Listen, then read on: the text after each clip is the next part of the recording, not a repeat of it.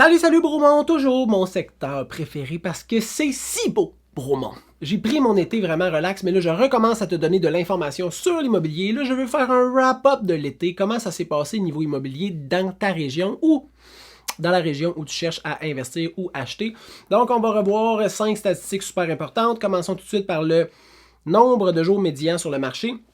65 jours. 65 jours, là, c'est 3 fois plus long que l'Estrie et 3 fois plus long que le reste du Québec. Fait que clairement, il y a quelque chose qui tourne pas rond à Bromont. Parce que tout le monde voudrait habiter à Bromont, mais c'est vraiment long vendre une propriété. Donc, qu'est-ce qui se passe?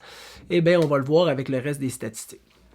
Le nombre d'inscriptions en vigueur, 222. Donc, il y a autant de propriétés en vigueur, sinon plus qu'à Magog, et quasiment autant de propriétés en vigueur à Bromont qu'à Sherbrooke. Mais tu comprends bien qu'il y a pas mal moins de monde qui habite à Bromont qui habite à Sherbrooke. Et ça, c'est pas normal. Qu'est-ce qui fait qu'un marché comme cumule le nombre de propriétés sur le marché? Ben, c'est parce qu'ils se vendent pas, puis là, ils restent sur le marché, puis il y en a d'autres qui se mettent sur le marché. Et là, ça fait une grande offre. Puis qu'est-ce que ça fait quand il y a une forte offre dans un secteur?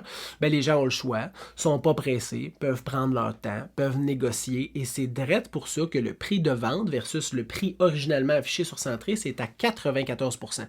Donc il y a en moyenne 6% de négociation ou de baisse de prix avant une vente à Bromont. Puis ça ne compte même pas les propriétés qui ne se sont pas vendues ou qui ne sont pas encore vendues.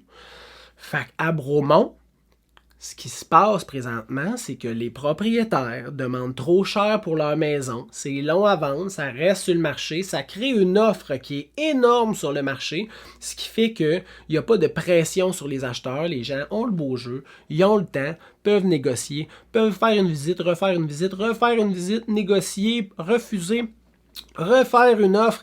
Là, tu vas me dire, t'exagères, François? Ben, j'exagère pas tant que ça, mais il y a certaines propriétés qui se vendent super rapidement.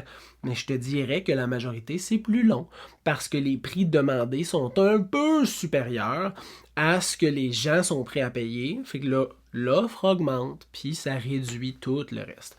Le prix de vente médian, c'est des alentours de 690 000.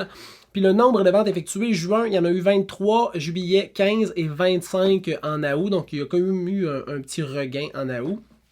J'ai pris ça relax dans les derniers mois au niveau de la création de contenu. Ça va me faire plaisir de recommencer pendant 10 mois jusqu'à l'été prochain à vous donner le plus d'informations possible sur l'immobilier. Si tu as des questions ou un projet à Bromont, tu peux m'écrire au info@serviceimmobilier.ca. Ça va me faire plaisir de t'aider. C'est direct pour ça que je parle à une caméra tout seul comme un schizophrène dans mon sous-sol. C'est pour te donner de l'information et ça me fait vraiment plaisir de recommencer à le faire. Je suis très excité de recommencer à discuter avec toi au travers de ma caméra. Ça serait mieux en personne, mais regarde, tant que tu m'écris pas, je peux pas te rencontrer.